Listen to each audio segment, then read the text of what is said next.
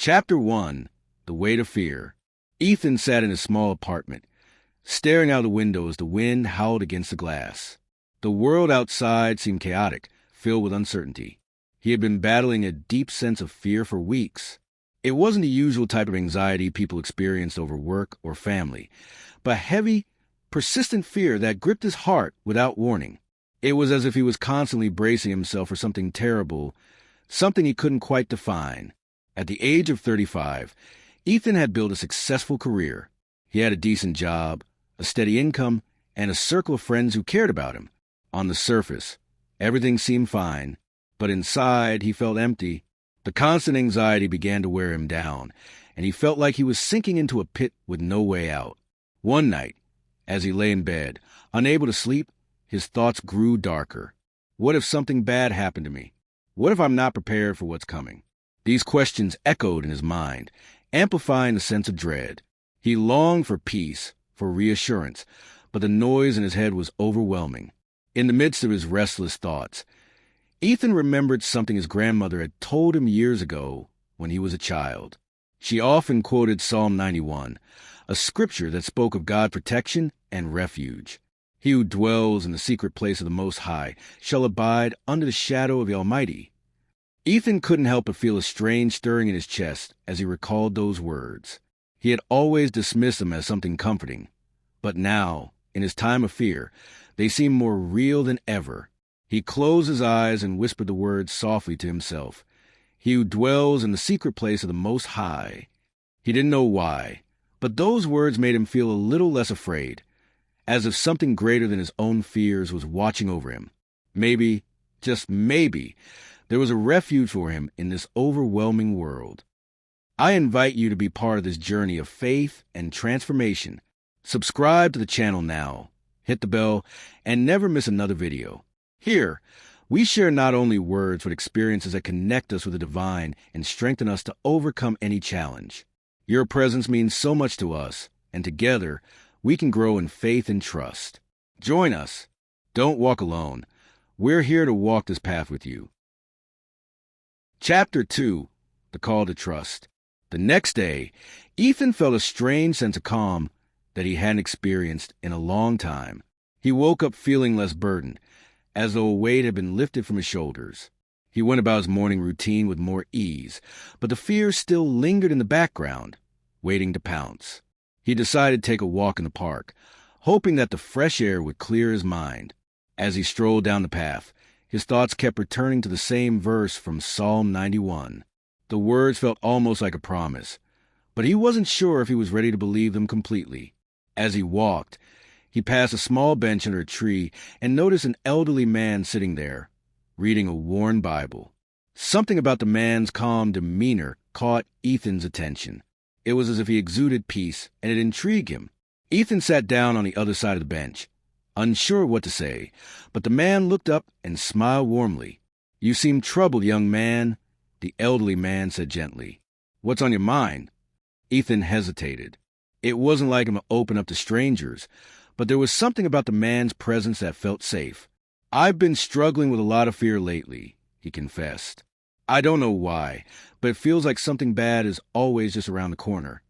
The elderly man nodded, his eyes full of understanding. Fear is a heavy burden to carry. But let me tell you something. There's a refuge in God, a place where we are protected from fear. Psalm 91 talks about that refuge. It says, "You will not fear the terror of the night, nor the arrow that flies by day." Ethan looked at him, intrigued. "How can I find that refuge?" The man smiled kindly. "It's about trusting, truly trusting in God's protection. When you dwell in His presence, fear has no place. It may try to come, but it cannot stay." For the first time in weeks, Ethan felt a glimmer of hope. He had never considered that kind of trust before, but something about the man's words resonated deeply with him. Could it really be that simple? Chapter 3. The First Step of Faith. Over the following days, Ethan found himself returning to the words of Psalm 91. Every morning, he would recite the verse his grandmother had once shared with him. He didn't understand it all, but there was a peace in speaking those words aloud. One evening, as he sat in his living room, Staring out at the city lights, Ethan felt a familiar grip of fear tighten in his chest. He could feel the anxiety building, the same sense of dread that plagued him for so long. But this time, something was different. He didn't immediately try to fight the fear. Instead, he closed his eyes and whispered, "I trust in you, God. I trust in your protection." As he spoke those words, something shifted inside him. The fear didn't disappear, but it no longer had the power to control him. He was still afraid, but he also felt an overwhelming sense of peace, as though God's presence was with him, standing between him and his anxiety. In that moment, Ethan realized something profound. Trusting in God didn't mean the fear would vanish immediately, but it meant that he didn't have to face it alone. He had a refuge, a place of safety, no matter what came. Chapter 4. The Shelter of the Almighty. As the days passed, Ethan continued to meditate on the words of Psalm 91. He began to notice small changes in his life. The panic attacks that had once plagued him started to lessen. The constant anxiety was still there, but it didn't consume him the way it had before. He felt a shield of protection around him, and though the world outside seemed chaotic, he felt strangely calm.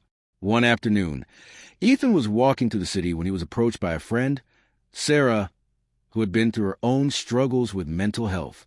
"Ethan, you seem different lately," she said, concern in her voice. "What's going on with you?" Ethan smiled, feeling a warmth in his chest. "I've been praying," he said simply. "I'm learning to trust in God's protection. I've been reading Psalm 91, and it's helping me. It's not that the fear is gone, but I don't feel as overwhelmed by it anymore." Sarah looked at him, her eyes softening. "I think I need that peace too."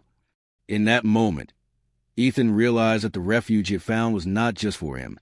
It was for anyone willing to trust in God's protection. He could share this peace with others, just as it had been shared with him. He wasn't just seeking refuge for himself anymore. He was being called to help others find it, too. Chapter 5. Trust in the Shadow of the Almighty.